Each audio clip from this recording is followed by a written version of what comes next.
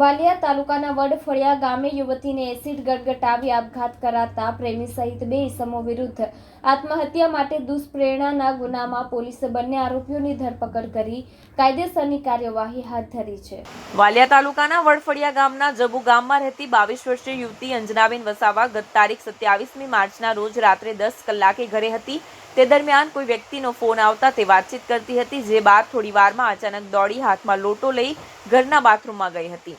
અંદર મૂકેલ એસિડ લોટામાં નાખી અડધો લોટા જેટલું એસિડ પી ગઈ હતી, જે બાદ યુવતીને ઉલટી અને ગભરામણ થતાં તેણે બુમરાણ મચાવી, જે સાંભળીને પરિવારજનોએ પ્રથમ સારવાર અર્થે વાલિયા બાદ વધુ સારવાર માટે ભરૂચ સિવિલ હોસ્પિટલમાં ખસેડવામાં આવી હતી, જ્યાં યુવતીની ટૂંકી સારવાર દરમિયાન 28મી માર્ચના રોજ કરુણ મોત નીપજ્યું હતું। જે યુવતીના હાથમાં સુસાઇડ નોટ મળી આવી હતી, જેમાં કદવાલી ગામના અવિનાશ વસાવાએ યુવતી અને તેના માતા પિતાને મારવા સાથે તું મરી કેમ નથી જતી તેવી ધમકી આપી હતી, જ્યારે લુણા ગામના પ્રેમી નરેશ વસાવાએ તું મરી કેમ નથી જતી તને છોડી દેવાની વાત કરી યુવતીને આત્મહત્યા કરવા મજબૂર કરી હતી।